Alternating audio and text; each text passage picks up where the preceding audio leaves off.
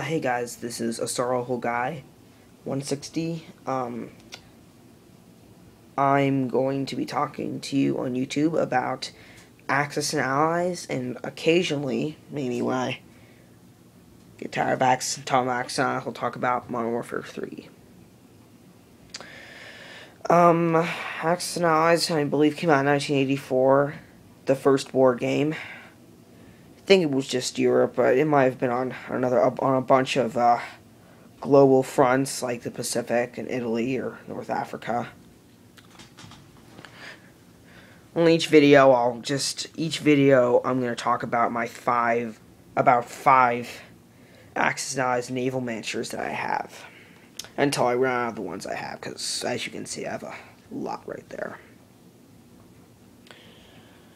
So, there is the land-based version of Axis and Allies, but I just don't really like those. I bought one booster pack that was land-based, but I didn't really like it.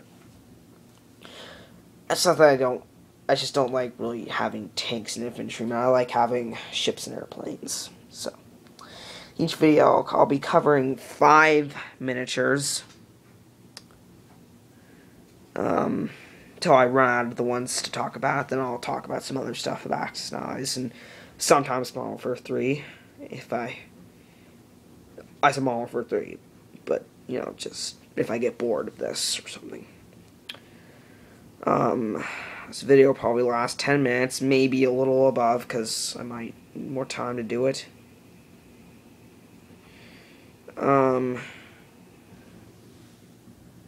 Sorry about that. I don't even know what it's doing. So here we go. And also sometimes I might do a booster pack opening for you guys, just a little treat. So the first ship, the LST, landing ship tank. American auxiliary, so it was used a lot during the war. More than 1,000 were produced. So good tank carry, 20 medium tanks. Says very slow.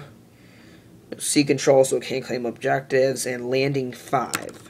So it's alright. It's a pretty weak auxiliary, but auxiliaries aren't really meant to be powerful. Auxiliaries are kind of cool, but I'm not like a super big fan of them. So here's what it looks like.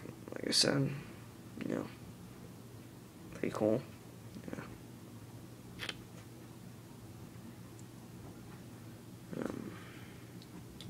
Okay, here's my next unit. The SS American Victory. Not a Liberty ship, because there was a Liberty class.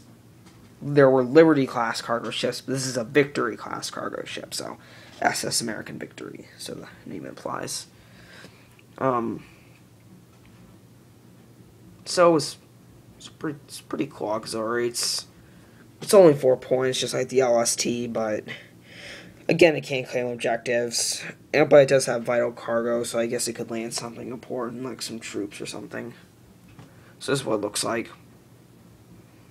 It's more than 500 of these Victory-class ships were produced, and this one carried cargo to the Pacific during the last year of World War II, and actually she's in Tampa, Florida right now because she's a floating museum in Tampa, Florida, so maybe when I'm older I'll travel down to Florida to see her, see the ship. That's what it looks like, so.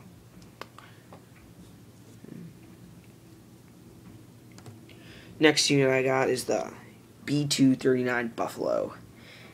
Here it is. Here's what it looks like.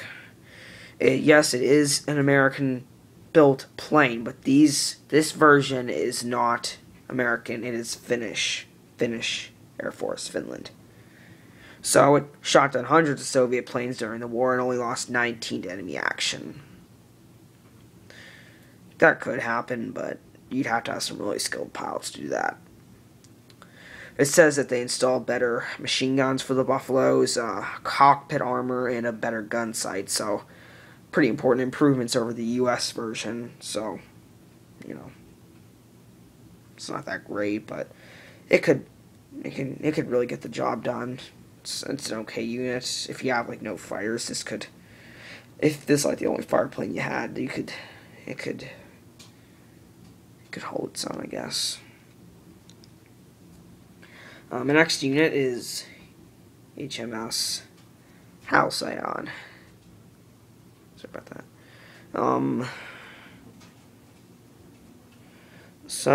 It's British, pretty small auxiliary ship, so it's a minesweeper. It does have a depth charge. It does have depth charge attacks, so variety of attacks really. I think it could claim an objective because there's nothing on the card says it can't. So this is what it looks like. Okay, I guess it's not that great, but it's an average auxiliary, so it'll do. It's okay. It's got some guns, so it can defend itself. It says it clear a channel for assault shipping on D-Day for Sword Beach, which, just letting you guys know, the Sword Beach was attacked by the British during the D-Day invasion. So it's pretty small. It's not no big unit, but we do so. So it's British. So okay, moving on. This is I have time for maybe one more miniature after this. The P-40E Warhawk. At the start of World War II, when the Japanese attacked Pearl Harbor, this was the most. These were the most fighters we had, so we had to use them. But they were actually pretty well. If the pilot who flew them was skilled and used tactics, he could outfight an enemy. It was known to even outfight the Zero, or even the best German Luftwaffe planes, like the Focke-Wulf 190. Sorry about that, or the Me-109, or the Me-110, or whatever. So it's can't be based from a aircraft carrier. It's interceptor, so it could intercept an enemy. He can intercept your opponent's bomber if he doesn't have any fighters. And thank you. Oh, sorry about that. She's my sister. How did you get them up there?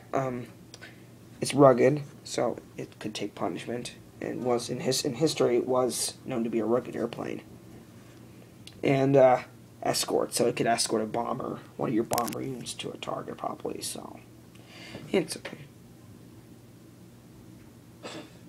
Stop. I'm recording. Oh, I'm sorry about that. I hate my sister.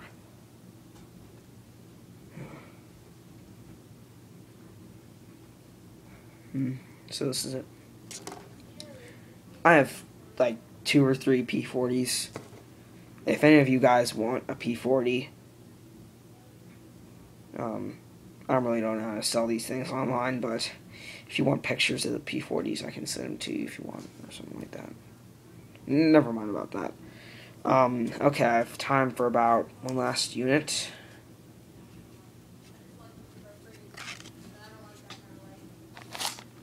Hold on, I gotta look for it. I didn't think I'd have time for another unit, so I didn't really figure it out. Oh, here it is.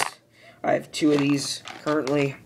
It is Russian fighter plane, so it's a Lend-Lease Hurricane Mark II fighter plane.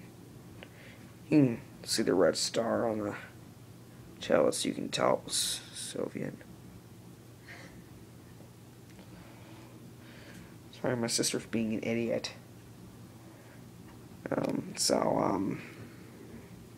Yeah, so these were lended to Russia because they needed fighter planes, so it's pretty, they made some improvements to it. It can't be based from a carrier. It's an interceptor, and it is an escort, so, or it can be an escort and an interceptor.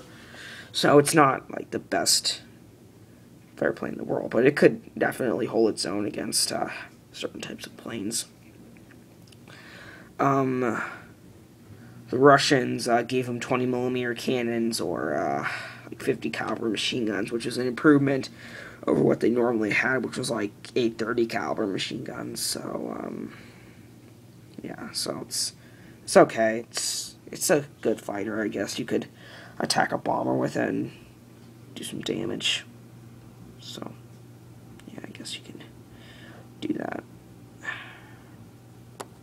Well, that's my first video. So if you guys want me to talk about a certain miniature, even if I don't have it, I will talk about it. So just send me a video, send me a comment, and I will try to get back to you as soon as possible. Have a great day.